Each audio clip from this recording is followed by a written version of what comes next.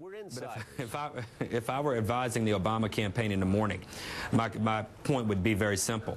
You've got to get out. You've got to touch these blue-collar workers. You've got to give more substance and specificity, even if you believe that you are. Clearly, something is not working.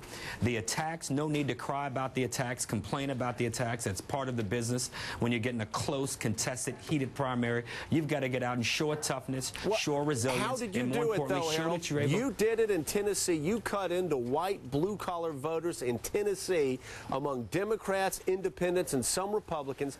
How did you do it? And what did you do that Barack Obama's not doing in Pennsylvania, Ohio, Texas, these other big states?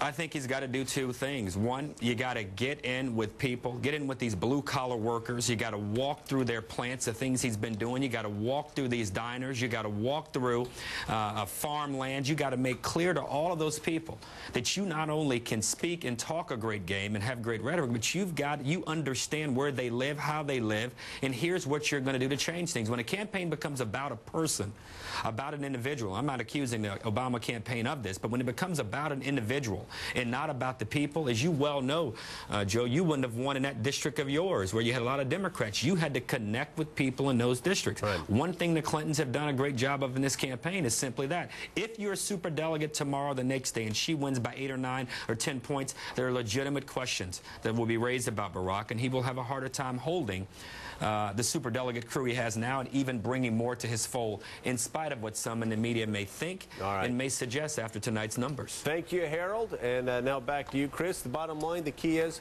you got to be a regular Joe. All right, as a regular Joe.